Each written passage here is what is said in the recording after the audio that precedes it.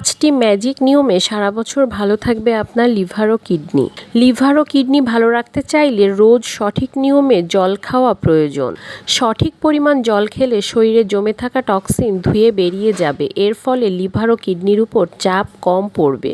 পর্যাপ্ত ঘুম প্রয়োজন লিভার ও কিডনি ভালো রাখার জন্য। রোজ রাতে 7 থেকে 8 ঘন্টা ঘুম হওয়া প্রয়োজন। ঘুমের সময় আমাদের বডি ডিটক্সিফিকেশন হয়, বিশেষ করে সেই সময় লিভার কাজ করে।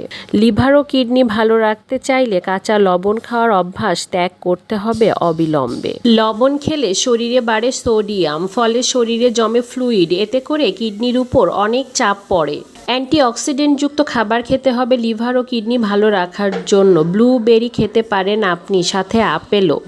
এছাড়াও দিনে একবার গ্রিন টি খেতে পারেন লিভার ও কিডনি ভালো রাখার জন্য, তবে বেশি মাত্রায় নয়। সারা বছর ফিট অ্যান্ড ফাইন থাকতে শরীরচর্চা খুবই গুরুত্বপূর্ণ একটি বিষয়। নিয়মিত শরীরচর্চা করলে সারা শরীরে রক্ত সঞ্চালিত হয়, ফলে ভালো থাকে লিভার ও কিডনি।